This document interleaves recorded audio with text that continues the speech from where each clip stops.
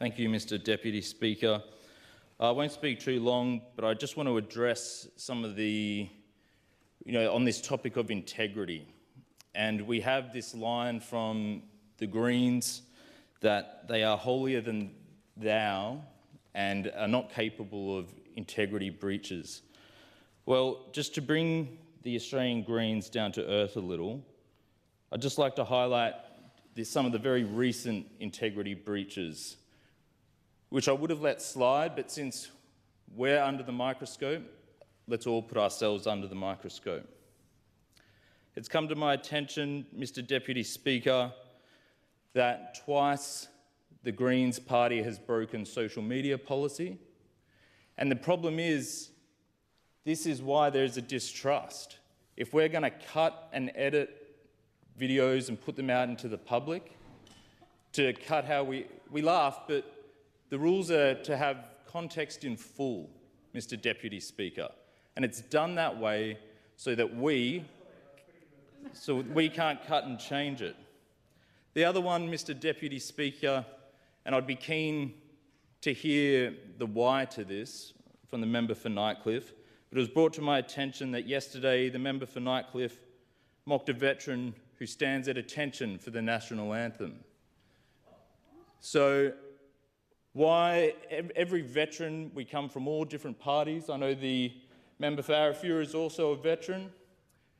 The military is not a partisan body.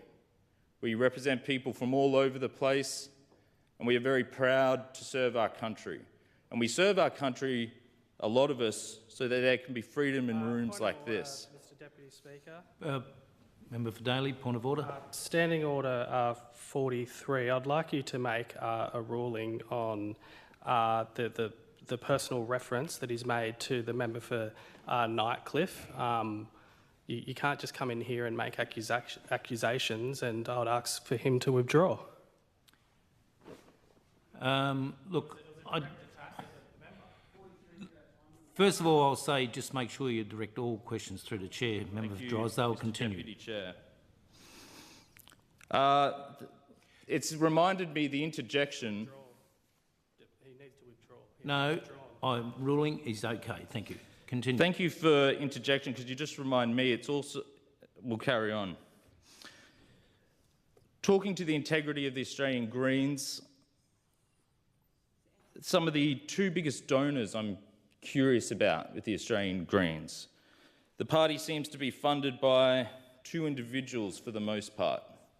We have a Duncan Turpie, who I'm sure the Greens party can update us on more recent, but from what I can see on the website, we have $550,000 from Duncan Turpie, who, correct me if I'm wrong, and I might be wrong, but I believe is a professional gambler.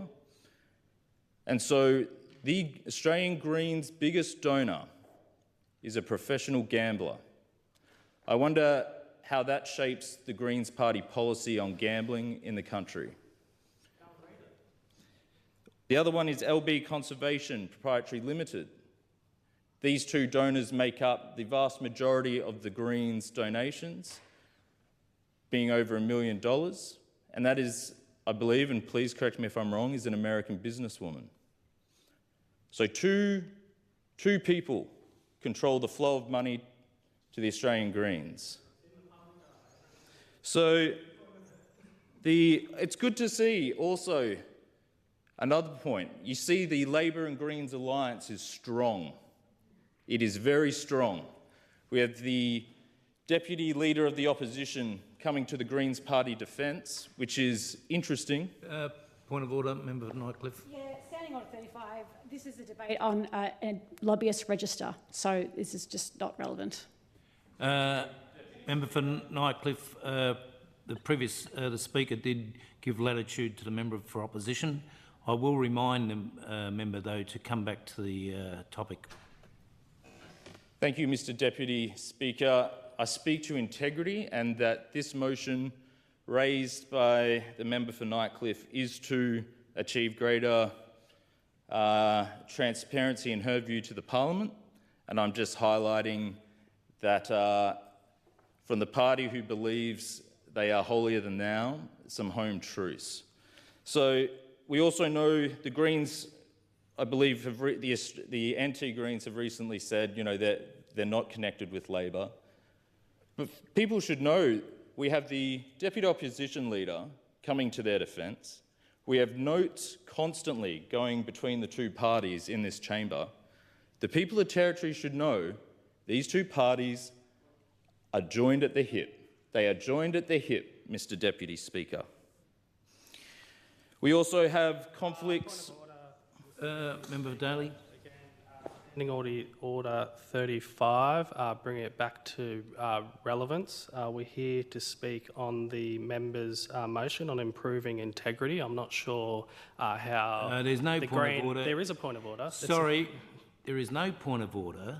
The member did set the context as to why he was talking about integrity, and he did state that he was just giving examples. So can we continue? Member for Drysdale. I do note how devastated the opposition leader is at highlighting some of the Australian Greens' flaws.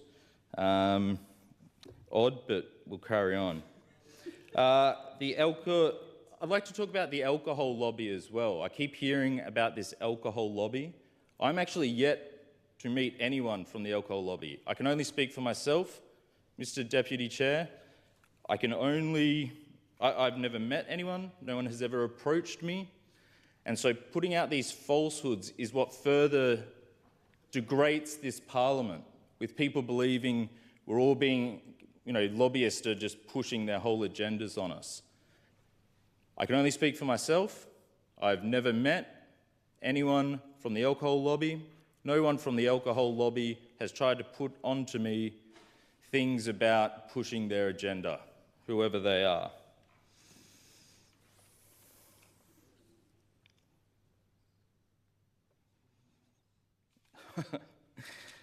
Thank you, Member. I would like to, it is a timely reminder, and I am mistaken. There is an alcohol lobby. Thank you, Member for Goyder. The member for Gwaja was invested in them. And so I do thank you for reminding me of that. I have never met them, but it is a timely reminder that they do exist. And the member for Gwaja knows them very well, by the sounds of it. The other one is the gas industry. It is, I find it, in Drysdale where we need jobs, we need good paying jobs, and the gas industry can provide that. That should not be a do as we say, not as we do situation, which is what we hear from the Greens. It is not okay just for those that currently have a job, that they're the only ones that deserve a job, because there are people in my electorate that would very much like the expansion of that industry so they have a future and their children have a future too. That is all, Mr. Deputy Speaker. I just note, if the government is going to come under fire, then we should all be very honest with ourselves, as none of us are above reproach. Thank you. Thank you, Member for Drysdale.